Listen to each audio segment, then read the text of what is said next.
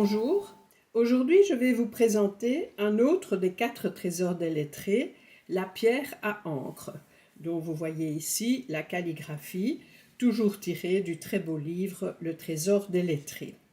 C'est en Chine que l'on trouve les pierres de meilleure qualité.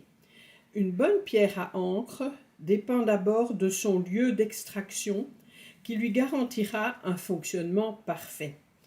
L'aspect de la surface, qui exprime en grande partie la personnalité de l'objet, importe également, ainsi que la forme générale et son décor. La pierre à encre est l'objet le plus précieux du calligraphe, avec une partie consacrée à l'encre, qu'on appelle le ciel. Je vais vous le montrer sur ma propre pierre. Vous avez donc ici cette partie. Quand on a fabriqué son encre, elle coule et donc vient se glisser là dans le creux que l'on appelle le ciel. Et une autre pour fabriquer son encre avec son bâton, comme je vous l'ai déjà expliqué, ou aussi pour débarrasser le pinceau du surplus d'encre ou refaire correctement la pointe de son pinceau. Cette partie s'appelle la terre. Son toucher doit être doux et satiné. La meilleure pierre a une coloration bronzée, légèrement violacée.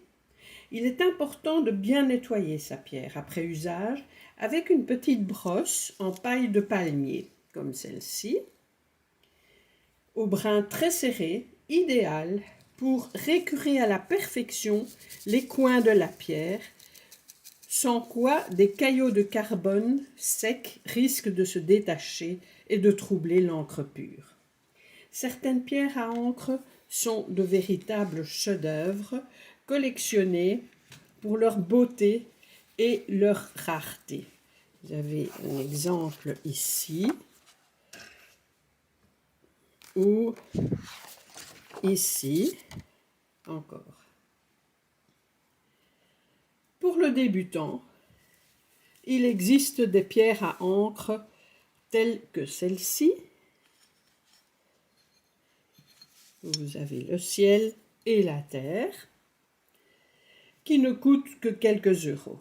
Mais au fur et à mesure de vos progrès et exigences, vous ne pourrez résister à l'achat d'une pierre à encre de qualité qui coûte bien sûr déjà un certain prix.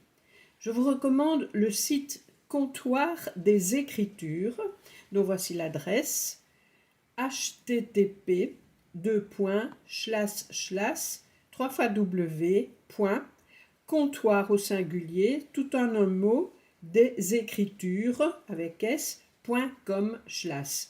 Il s'agit d'une vente en ligne seulement.